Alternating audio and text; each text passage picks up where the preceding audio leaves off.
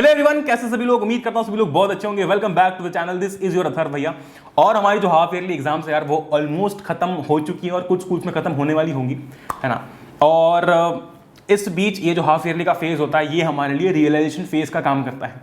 ये वो जागरूकता वाला फेज है जो हमको ये बताता है कि इन आने वाले 4 महीनों में हमें इस कदर मेहनत करनी है, इस तरीके से मेहनत करनी है कि यार ये जो अगले 4 महीने होना ये मेरी प्रिपरेशन के टर्म्स में क्लास 10 की सबसे बेस्ट 4 महीने हो, कि मैं 100% इनपुट लगाऊं पर मुझे 200% आउटपुट देखने को मिले, कि जिस दिन मैं अपना रिजल्ट देखूंगा उस दिन वो डिजर्विंग रिजल्ट आए जो मैं डिजर्व करता था। ठीक है, खुशी से आंखें भर जा, खुशी के आंसू से आंखें भर जानी चाहिए मेरी भी और मेरे मम्मी पापा की भी, कि यार बच्चे ने कर दिखाया। इस कदर मुझे जो मेहनत है वो करनी है।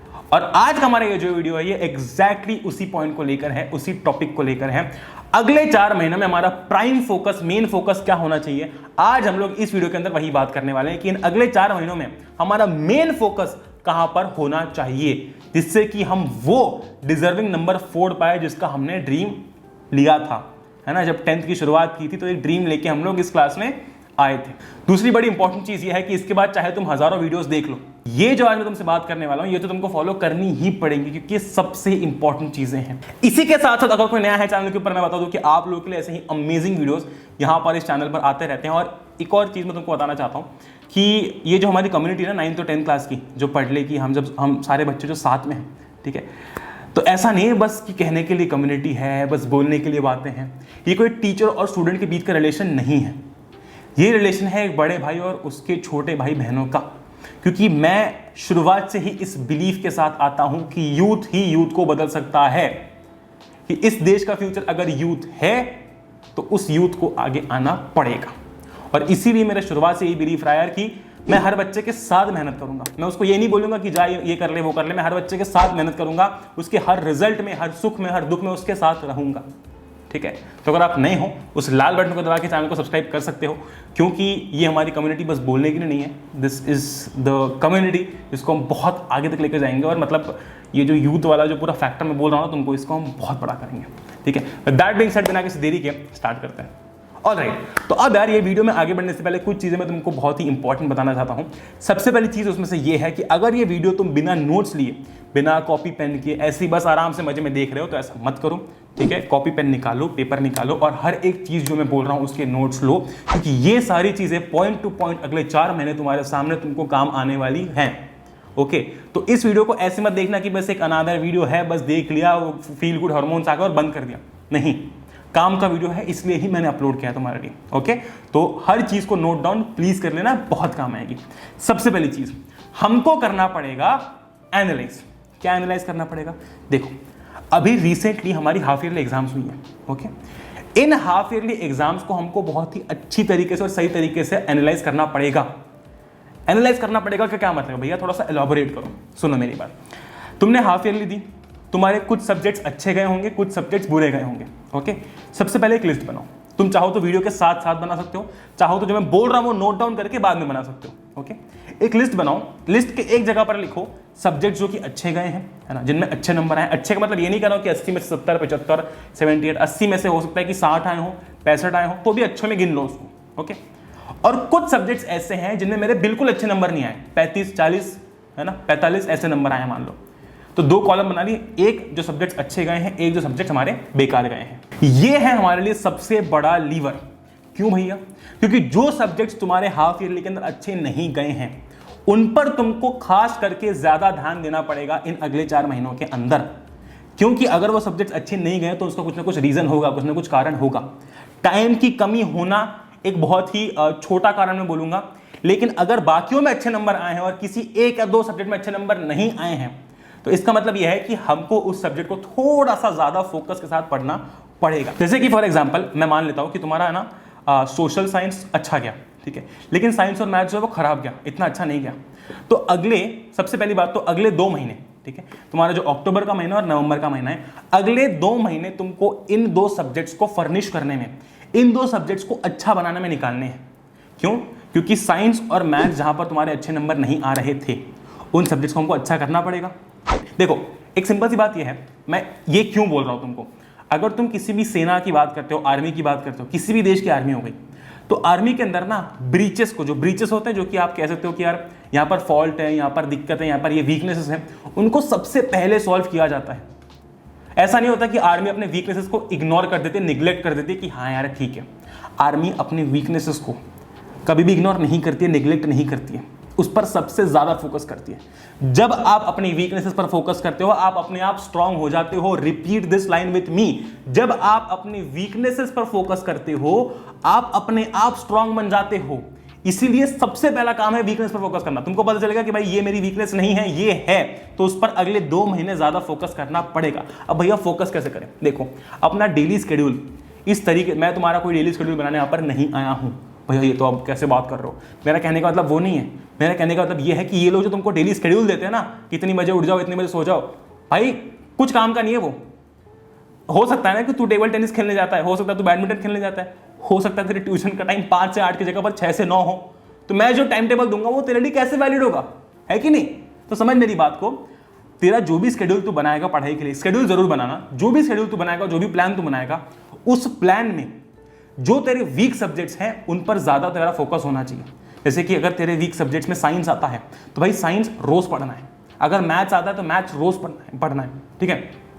जो सब्जेक्ट अच्छा गया है उसको भी पढ़ना है, ऐसा नहीं कि उसको इग्नोर ही कर देना है, लेकिन उसकी फ्रीक्वेंसी थोड़ी कम करनी है ना, उसकी फ्रीक्वेंसी थोड़ी सी हमको कम करनी। जैसे कि मान ले कि साइंस और मैथ्स खराब गया और सोशल अच्छा गया, तो भाई 40% ध्यान साइंस पर जाना चाहिए, 40% मैथ्स पर जाना चाहिए, और 20% जो है वो हमारा सोशल पर जाना चाहिए।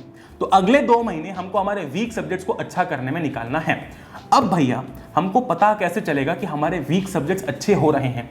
इसके लिए तुमको एक और बहुत इंपॉर्टेंट चीज को फॉलो करना पड़ेगा, जो कि है वीकली टेस्ट। ओके, हर वीक के एंड में तुम्हें खुद की टेस्ट लेनी पड़ेगी। टेस्ट मतलब कैसे? इधर से कुछ क्वेश्चन उठाए, इधर से कुछ क्वेश्चन उठाए, एनसीईआरटी से कुछ क्वेश्चन उठाए, और एक क्वेश्चन मतलब एक टेस्ट फॉर्म करके जो है एक टेस्ट बना ली, और वो टेस्ट तुमको हर वीक देना है, स्पेशली उस सब्जेक्ट की जो तुम्हारा वीक था। और हर वीक का स्कोर कार्ड एक मेंटेन करके रखना है कि भाई वीक 1 में इतना स्कोर आया, वीक 2 में इतना स्कोर आया, वीक 3 में इतना स्कोर आया, वीक 4 में इतना स्कोर आया। ओके, तुम्हें धीरे धीरे अपने अंदर वो जो इंप्रूवमेंट है वो देखने को मिलेगा। इसीलिए पहली जो बात मैंने बोली कि वीक सब्जेक्ट्स को नोट डाउन करो, दूसरी बात उन पर ज्यादा फोकस करो फॉर द नेक्स्ट 2 मंथ्स, भले 4 महीने मत करो, पर अगले 2 महीने के लिए उन सब्जेक्ट्स पर ज्यादा फोकस करो, और साथ ही साथ हर वीक खुद को एनालाइज करो कि क्या वो स्ट्रांग हो पा रहे हैं या फिर नहीं हो पा रहे हैं। ओके, कोई भी डाउट आता है उस सब्जेक्ट में, कुछ भी होता है, बेशर्मों की तरह जाकर अपने टीचर से पूछ के आना भाई साहब। कोई शर्म नहीं, कोई लाज नहीं, कोई लज्जा नहीं रखनी अपने को कि क्या टीचर सोचेगा मेरे बारे में, क्या बोलेगा मेरे को, मेरे दोस्त के सामने पूछ लिया तो भाई कुछ नहीं रखना।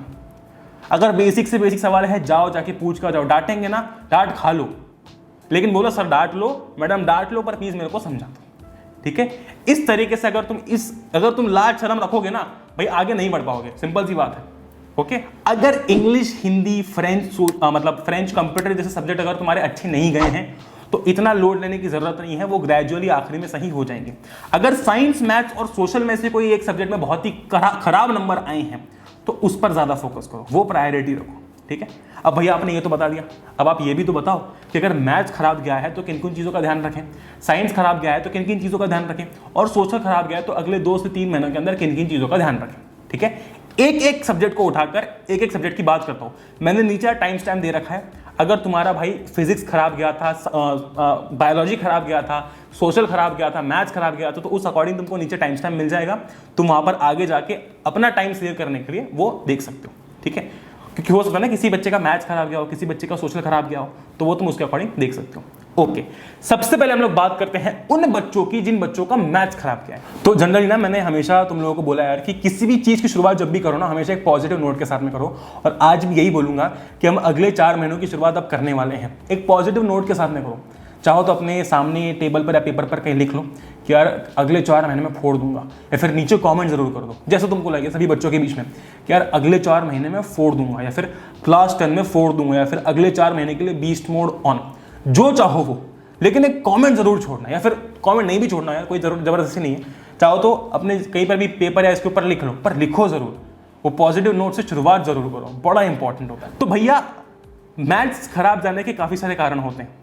पहला होता है मैथ्स में रुचि ना होना, मैथ्स अच्छा नहीं लगना, ठीक है?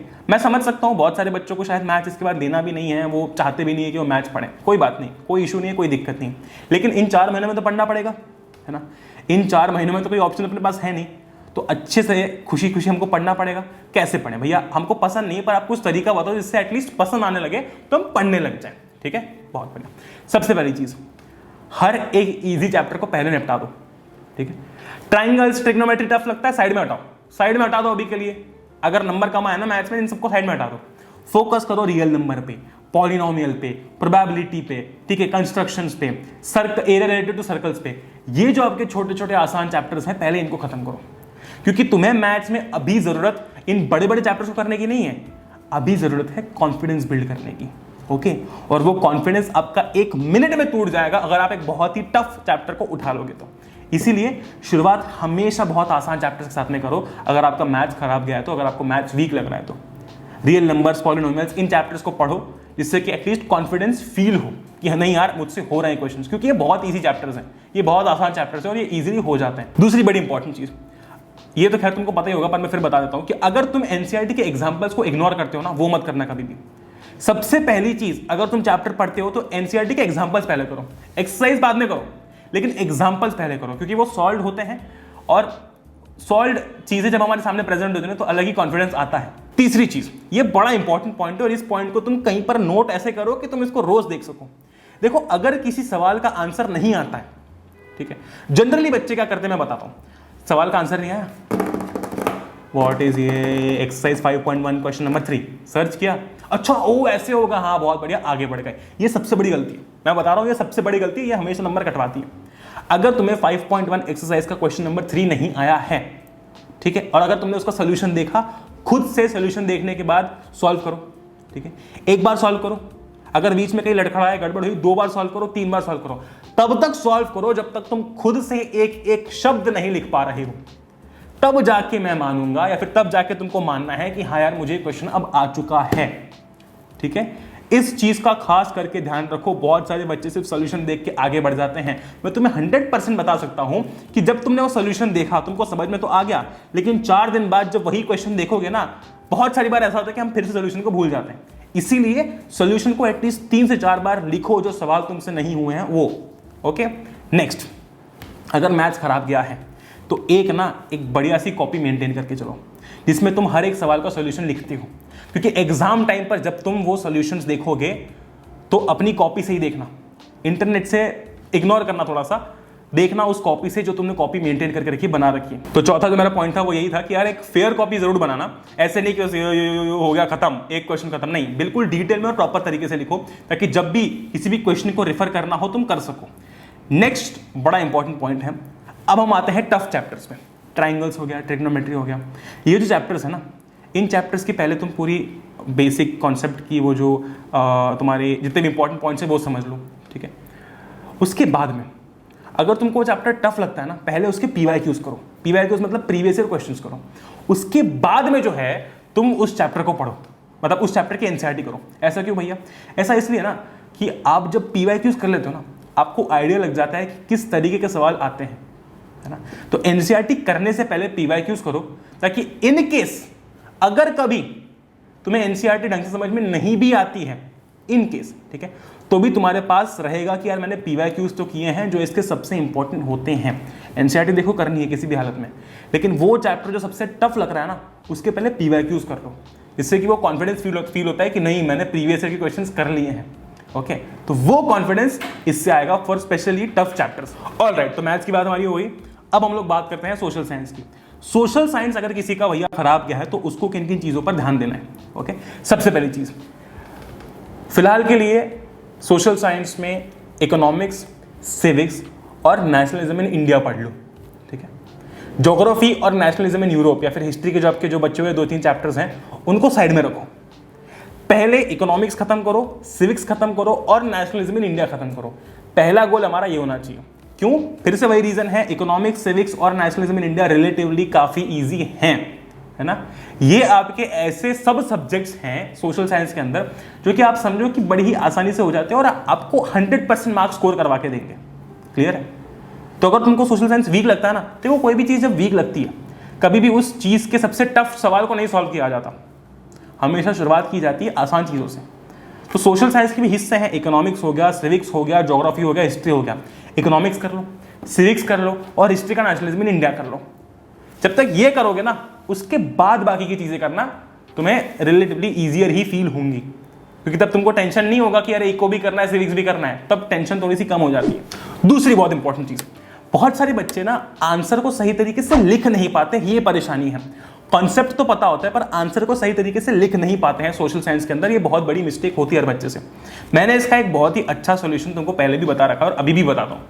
वो सोल्यूशन ये है कि अगर तुमको नहीं पता तो वो सोल्यूशन ये है यार कि हर एक टॉपिक के, जैसे कि आपका नॉन कोऑपरेशन मूवमेंट हो गया, ठीक है, डैंडी मार्च हो गया, वो जो सारे आपके टॉपिक्स थे, आपका खिलाफत इशू हो गया, ये जो आपके टॉपिक्स है, फॉर एग्जांपल दे रहा हूं मैं, बेल्जियम वाला केस हो गया पावर शेयरिंग के अंदर, ठीक है।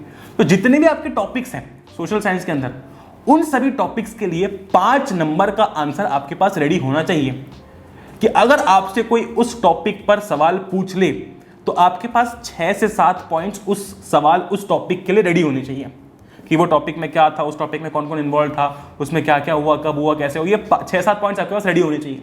कारण, क्योंकि इन्हीं 6-7 पॉइंट से आपको हर टाइप का सवाल पूछा जाता है। अगर आपको 5 नंबर का सवाल पूछा गया पावर शेयरिंग के अंदर बेल्जियम के केस को लेके, तो भी आप वो 6 पॉइंट्स वहां चिपका सकते हो। अगर आपको 3 नंबर का सवाल पूछा गया तो भी आप वो 2-4 पॉइंट्स वहां पर चिपका सकते हो। अगर आपको 2 नंबर का पूछा गया तो भी आप वो पॉइंट्स वहां पर चिपका सकते हो। ये 6-7 पॉइंट्स अगर तुम्हारे दिमाग में है फॉर ईच टॉपिक, उसके अलावा तुमको और कुछ करने की जरूरत पड़ेगी ही नहीं ना। तुम फटाक से आंसर लिख पाओगे, क्योंकि घुमा फिरा के वही चीजें पूछी जाती हैं। पावर शेयरिंग के कुछ 3-4 सवाल फिक्स्ड होते हैं, वही पूछे जाते हैं। उसके अलावा चैप्टर में कुछ है क्या? नहीं है। ठीक है, वेरी गुड। तीसरी चीज, एक लिस्ट बनाओ, प्रीवियस ईयर क्वेश्चंस को थोड़ा सा एनालाइज करो। अगर चाहो तो मैं वो बना के दे दूंगा, अगर तुमको रिक्वायरमेंट हो तो। अगर खुद बना सकते हो तो वेल एंड गुड, मुझसे चाहते हो तो मैं बना के दे दूंगा, कोई दिक्कत नहीं है। एक लिस्ट बनाओ जिसमें तुम्हारे पास होगा 15 मोस्ट आस्क्ड PYQs, 15 ऐसे सवाल जो प्रीवियस ईयर्स में सबसे ज्यादा पूछे गए हैं। ठीक है, हर चैप्टर के लिए ऐसी एक लिस्ट बनाओ, तुमको वो PYQs देखने को मिल जाएंगे। मैंने ई बुक अपलोड कर रखी है एप्लीकेशन के ऊपर, कंप्लीटली फ्री ई बुक है। उस ई बुक के अंदर आपके पिछले 10 साल के क्वेश्चन पेपर्स हैं विद सॉल्यूशंस, ठीक है, और तुम्हारे नोट्स के अंदर PYQs भी हैं। तो वो एनालाइज करो और ये देखो कि यार कौन से सवाल सबसे ज्यादा पूछे गए हैं फॉर ईच चैप्टर, और उसकी एक लिस्ट बनाओ कि भाई पावर शेयरिंग के अंदर ये 15 सवाल सबसे ज्यादा पूछे गए हैं, नेशनलिज्म इन इंडिया के अंदर ये 15 सवाल सबसे ज्यादा पूछे गए। 4th पॉइंट, हर चैप्टर का एक फ्लो चार्ट आपके पास रेडी होना चाहिए कि अच्छा ये हुआ पहले, उसके बाद ये हुआ, ये हुआ। जो मैंने 1 पेज नोट्स दे रखे हैं ना तुमको, वो 1 पेज नोट्स तुम्हारे पास होने चाहिए। ओके, और मैंने प्रोवाइड कर रखे हैं, खुद के बनाने की जरूरत तुमको पड़ेगी नहीं, क्योंकि उसमें काफ़ी टाइम लगता है और काफ़ी एनर्जी जाती है। तुम वो यूज़ कर सकते हो, वो भी कंप्लीटली फ्री है, लिंक तुमको नीचे मिल जाएगी। उसमें तुम्हारे पास जब एक चैप्टर का पूरा फ्लो होता है तो रिवाइज करने में और चैप्टर को रिकॉल करने में बड़ी हेल्प होती है, बहुत आसान होता है, बहुत काम आता है। ये तुम भले पिछली बैच से पूछ लो, किसी भी बच्चे से पूछ लो, ये चीज़ें स्पेशली रिकॉल करने के लिए बहुत काम आती हैं। और आपको बार बार चैप्टर खोल खोल के देखना नहीं पड़ता, अच्छा ये यहाँ पे, ये यहाँ पे। वो चीज़ बहुत काम आती है, बहुत हेल्प करती है। एक और चीज़ बहुत ध्यान रखना, स्पेशली हिस्ट्री के अंदर, कि लोकेशन और डेट ये अलग से एक पेज पर नोट डाउन कर लेना। जैसे कि इस डेट पर ये हुआ था, इस डेट पर ये हुआ था। तुमको स्पेसिफिकली हर एक डेट याद करने की जरूरत नहीं है, पर तुम्हारे पास में वो डेटा होना चाहिए। क्योंकि अगर मैं तुमसे पूछता हूँ कि बताओ जो मिल वर्कर्स ने सपोर्ट किया था गांधी जी को, वो कब की बात है? ठीक है, चंपारण बिहार वाला जो तुम्हारा इंसिडेंट है वो कब की बात है? ठीक है, अब मैं ये पूछ लूंगा तुमको, तुम क्या बार बार बुक खोल खोल के देखोगे क्या? नहीं, तुमने वो लिस्ट उठाई, देखी, अच्छा है यहाँ पर है, खत्म। अब अगर तुम्हारा साइंस का पेपर खराब गया है, वीक गया है, फिजिक्स, केमिस्ट्री, बायोलॉजी, तो उसमें हमको किन किन चीज़ों का ध्यान रखना है? क्योंकि अगर तुम सैम्पल पेपर को एनालाइज करते हो ढंग से, तो सैम्पल पेपर जो है ना वो काफ़ी कॉन्सेप्चुअल बेस्ड है। ठीक है, कॉन्सेप्ट्स पर बहुत ज़्यादा फोकस किया गया है। तो मैं एक एक करके बात करता हूँ, केमिस्ट्री, उसके बाद में आपका बायोलॉजी, और उसके बाद में फिर फिजिक्स। केमिस्ट्री के अंदर देखो, केमिस्ट्री में भूल कर भी आपकी जितनी भी एक्टिविटीज दे रखी है ना, उन एक्टिविटीज को मत छोड़ो, उन एक्टिविटीज को बिल्कुल कंठस्थ कर लो, ढंग से याद कर लो। क्योंकि अगर तुम सैंपल पेपर को भी ढंग से एनालाइज करोगे, हर केमिस्ट्री के सवाल में तुमको कोई ना कोई फोटो देखने को मिलेगा कि ये रिएक्शन ऐसी ऐसी है, और मैक्सिमम सवाल उनमें से एक्टिविटी बेस्ड है। मैक्सिमम सवाल उनमें से एक्टिविटी बेस्ड है। ठीक है, इसका यह मतलब है कि हमको जो हमारी एक्टिविटीज हैं उन पर खास करके ध्यान देना है, उनको इग्नोर नहीं करना है। अगर तुमने हाफ ईयरली के टाइम पे ऐसा किया था तो वो मत करना, वो बहुत इंपॉर्टेंट है एक्टिविटीज करना, क्योंकि हर एक्टिविटी में कोई ना कोई रिएक्शन छुपी हुई है और कोई ना कोई कॉन्सेप्ट छुपा हुआ है। केमिस्ट्री का ही अगला पॉइंट है, केमिस्ट्री में जितनी भी इक्वेशंस हैं, बहुत सारे बच्चों को इक्वेशन को लेकर दिक्कत होती है। जितनी भी इक्वेशंस हैं, जैसे कि आपकी लेटेस्ट से ब्लैक एंड व्हाइट फोटोग्राफी वाली है, ये जो आपकी इंपॉर्टेंट इक्वेशंस होती है ना, जिनमें आपको कुछ ना कुछ यूज है, जैसे कि आपकी वॉशिंग सोडा वाली हो गई, पीओपी वाली हो गई। ये सारी इक्वेशंस को एक अलग से पेज पर लिख लो। वो इक्वेशन आपको बिल्कुल अच्छी तरीके से याद होनी चाहिए कि अच्छा ये इससे रिएक्ट करता है और ये बनता है, इस तरीके से ये बैलेंस होता है। अगर वो आपको रिएक्शंस याद हैं तो काफ़ी हद तक तुम्हारा काफ़ी सारा जो दिक्कत वाला पोर्शन है वो सॉर्ट हो जाता है। उन इक्वेशंस को स्पेशली लिख के हमेशा प्रैक्टिस करो, लिख के बैलेंस करके हमेशा प्रैक्टिस करो, क्योंकि अगर तुम ओरली वो बोलने जाते हो कि ये इससे रिएक्ट करेगा, Ag+Cl फॉर्म्स AgCl2, ये वो बस कहने के लिए याद रहती है, पेपर में याद नहीं हो पाती वो, ठीक है, वो रिकॉल अप नहीं कर पाते हो। इसीलिए रिएक्शन तो हमको लिख के ही प्रैक्टिस करनी है। अब बात हम लोग कर लेते हैं बायोलॉजी। बायोलॉजी का सबसे बड़ा पॉइंट जो मैंने सैंपल पेपर के अकॉर्डिंग देखा है वो ये है कि यार बायोलॉजी के अंदर ना डायग्राम को भरपूर मात्रा में इस्तेमाल किया गया है। मतलब ये डायग्राम उठाया, इसके ऊपर सवाल पूछ लिया, ये डायग्राम उठाया, इसके ऊपर सवाल पूछ लिया, ये डायग्राम उठाया, इसके ऊपर सवाल पूछ लिया। इसका मतलब ये है कि हमको डायग्राम्स पर खास करके फोकस करना है और उनकी लेबलिंग पर खास करके फोकस करना है। छोटे से छोटा डायग्राम इज इसेंशियल। किसी भी डायग्राम को ये समझ के मत इग्नोर करना कि यार ये तो कभी पूछा नहीं गया है, ये तो कैसे आ सकता है। नहीं, आ सकता है, ठीक है, बिल्कुल आ सकता है। हर एक डायग्राम में कहां पर क्या है इस बात का खास करके ध्यान रखना। जिन डायग्राम्स को तुम लास्ट मोमेंट के लिए छोड़ते हो, मेरी जान कृपा करके उनको लास्ट मोमेंट के लिए ना छोड़े, उनको पहले से ही पढ़ लें, क्योंकि वो सारे आप जब पेपर देखोगे ना, सैंपल पेपर, उसके अंदर आपके मैक्सिमम सवाल ऐसे ही हैं। अच्छा ये बताओ इसका क्या है, ये बताओ इसका क्या है, ये फोटो दे दिया, वो फोटो दे दिया। दूसरी चीज, चाहे लाइफ प्रोसेस हो गया, चाहे रिप्रोडक्शन हो गया, चाहे कंट्रोल एंड कोऑर्डिनेशन हो गया, ठीक है, एक एक प्रोसेस तुम्हारी बाय हार्ट होनी चाहिए कि भाई डाइजेशन की ये प्रोसेस होती है, रिप्रोडक्शन में सेक्सुअल रिप्रोडक्शन की ये प्रोसेस होती है, एसेक्सुअल रिप्रोडक्शन की ये प्रोसेस होती है, इसमें पहले ये होता है, पहले ये होता है, पहले ये होता है, पहले उसको तुम कैसे भी याद करो, एक फ्लो चार्ट बना के याद करो, ठीक है। अगर डायरेक्ट याद करना तो वैसे याद करो, पॉइंट वाइज याद करना तो वैसे याद करो, लेकिन एक एक प्रोसेस को सही तरीके से याद करना, क्योंकि ये क्वेश्चंस जनरली डायरेक्ट उठ के आ जाते हैं, है ना। ये सवाल जनरली डायरेक्टली उठ के आ जाते हैं या फिर कभी कभी पार्ट्स में आ जाते हैं, पर आते हैं। तुम चाहो तो अगेन वन पेज नोट्स का इस्तेमाल कर सकते हो, मैं तो बोलूंगा करो ही, फ्री टू यूज है तो उसका लुफ्त उठाओ, उसका जो आनंद है वो उठाओ। नेक्स्ट बड़ा इंपॉर्टेंट पॉइंट है कि सिर्फ थ्योरी पर फोकस मत रहना। बायोलॉजी के अंदर क्या होता है, हम जनरली क्या करते हैं कि सिर्फ थ्योरी पर फोकस करते हैं, क्योंकि क्या ही आ सकता है ना उसके अलावा। अब थ्योरी के अलावा क्या ही आएगा, राइट, अब जो दिया हुआ है उतना ही आएगा, उसके अलावा क्या आएगा, तो थ्योरी कर लेते हैं, क्वेश्चंस तो उससे उठ के आएंगे। ऐसा मत करना, आप जितने क्वेश्चंस हो सकते हो ना उतने क्वेश्चंस प्रैक्टिस करना, जितने पॉसिबल क्वेश्चंस है उतने क्वेश्चंस प्रैक्टिस करना, क्योंकि बायोलॉजी के अंदर कभी कभी ऐसा होता है कि जो सवाल पूछा गया ना उसका आंसर तुमको पता है, पर चूंकि हमको वो सवाल कैसे फ्रेम किया गया ये नहीं पता चल रहा, इसलिए हम उसका आंसर नहीं दे पाते हैं, ठीक है। तो इसलिए बहुत सारे बच्चे बायोलॉजी के अंदर सिर्फ थ्योरी पढ़ के चले जाते हैं और फिर सोचते हैं कि नहीं एग्जाम में आंसर दे देंगे, पर नहीं, क्वेश्चंस करना बहुत इंपॉर्टेंट है। क्वेश्चन बैंक से करो, PYQs से करो, कहीं से भी करो, पर क्वेश्चन जरूर करना, क्वेश्चंस को इग्नोर नहीं करना है। नेक्स्ट पॉइंट बहुत इंपॉर्टेंट है बायोलॉजी के लिए, चाहो तो ये सभी जगह पर अप्लाई कर सकते हो कि आपके जो 1 मार्क के क्वेश्चंस आएंगे ना एग्जाम में, जो MCQs आएंगे, उसकी प्रिपरेशन आप एक तो क्वेश्चन बैंक से कर सकते हो, पहली बात। दूसरी बात आप PYQs से भी कर सकते हो, जो प्रीवियस ईयर क्वेश्चन है ना आपके, उनसे भी कर सकते हो, क्योंकि काफ़ी हाई चांसेस होते हैं कि यही जो PYQs हैं आपके 1 मार्क वाले, वो उठ के MCQ के फॉर्म में कन्वर्ट होकर आ जाए, ओके। तो तुम जो PYQs हैं 1 मार्क्स के लिए उनको रेफर कर सकते हो। अगेन 1 मार्क वाले वही सवाल आते हैं जिनका कोई 1 वर्ड आंसर होता है, ठीक है, और 1 वर्ड आंसर वाले क्वेश्चंस ऑलरेडी पिछले सालों में आपको 1 मार्क्स के क्वेश्चन में पूछे जा चुके हैं। अब last but not the least बात आती है फिजिक्स की, ठीक है। फिजिक्स में बहुत सारे बच्चों को परेशानी है। फिजिक्स में परेशानी है कि भैया न्यूमेरिकल नहीं बन रहे, न्यूमेरिकल हमसे नहीं हो रहे, न्यूमेरिकल का सवाल ये नहीं बना, वो नहीं बना, फॉर्मूला याद नहीं आया। मैं तुमको एक चीज़ बोलूँगा कि फिजिक्स में 2 पार्ट्स हैं, एक है थ्योरी, एक है न्यूमेरिकल्स वाला, ठीक है। सैम्पल पेपर को ढंग से खोल के देखना, तुमको दिखेगा कि न्यूमेरिकल्स का पार्ट तो है ही है, नो डाउट, पर थ्योरी वाला पोर्शन भी है, और तुम देखोगे थ्योरी वाला पोर्शन जो है वो थोड़ा सा डोमिनेट कर रहा है न्यूमेरिकल्स वाले पार्ट को।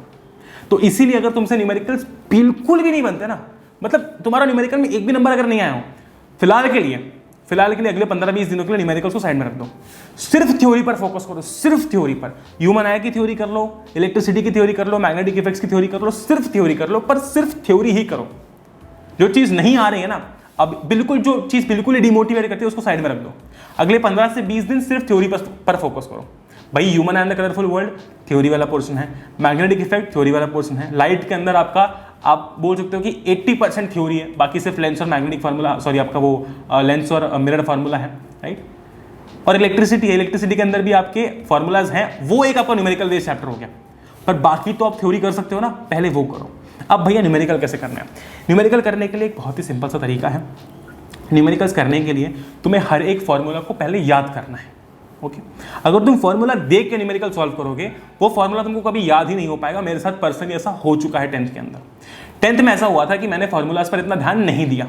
मैंने सोचा कि हाँ यार फॉर्मूलाज देख के कर लेते, बाद में याद कर लेंगे, तो मेरे से न्यूमेरिकल्स तो बन गए, पर एग्जाम टाइम पर वो मुझे फॉर्मूलाज ही याद नहीं आए, तो मैं न्यूमेरिकल कैसे करता? इसलिए सबसे पहली स्टेप ये होगी आपकी कि आप फॉर्मूलाज को याद करो। एक शीट हमने बना रखी है, वो यूज़ करो, या फिर तुम खुद बना लो शीट, अगर बना रखी है तो उसमें कोई दिक्कत नहीं है। पर वो जो फॉर्मूलाज हैं, एक एक फॉर्मूला ढंग से याद होना चाहिए, तभी आप उस फॉर्मूला को अप्लाई कर पाओगे, नहीं तो नहीं कर पाओगे, ओके। और इलेक्ट्रिसिटी के अंदर स्पेशली अगर न्यूमेरिकल्स करने हैं तो थ्योरी सही तरीके से समझ लेना। अगर थ्योरी समझ ली, अगर एनसीईआरटी के एग्जाम्पल सही से कर लिए, चाहे सोल्यूशन देखो चाहे कुछ देखो, अगर वो सही से कर लिया तो तुम इजीली पीवाईक्यूज भी बना लोगे न्यूमेरिकल्स के लिए, उसमें तुमको कोई दिक्कत नहीं आएगी, ठीक है। दैट बीइंग सेड, हम लोगों ने बिल्कुल डिटेल में बात करनी है कि जिन जिन चीज़ों में हमारा फॉल्ट था, हमारी गलतियाँ थी, उन हर एक पॉइंट को लेकर हम लोगों ने आज डिस्कशन कर लिया है। इसके बाद में तुमको अगले 2 महीने में जो है सिर्फ इस पर फोकस करना है कि कैसे तुम अपने वीक सब्जेक्ट को, खराब सब्जेक्ट को सुधार सकते हो, ओके। अगर उस पर फोकस कर लिया है, उसके बाद तुमको और कुछ भी नहीं चाहिए। आखिरी के जो बचे हुए 2 महीने उसमें तुमको सिर्फ प्रैक्टिस करनी है, सैम्पल पेपर सॉल्व करो, जो करना है वो करो, पर 2 महीने अपनी वीकनेस सुधारो। वीकनेस सुधार लोगे तो कोई दिक्कत नहीं आएगी, वो सबसे बड़ा पॉइंट होता है, सबसे बड़ी चीज़ होती है। दैट बीइंग सेड, अगर आप नए हो चैनल के ऊपर, फिर से मैं बोलूँगा अगर सब्सक्राइब नहीं किया है, this channel brings amazing content for you. तुम्हारा भैया इस चीज़ को हमेशा मेक श्योर करता है, ठीक है। Love you all, take care, जय हिंद, वंदे मातरम। आई होप कि आप सभी लोग सेफ होंगे। I will meet the next one, till then good bye.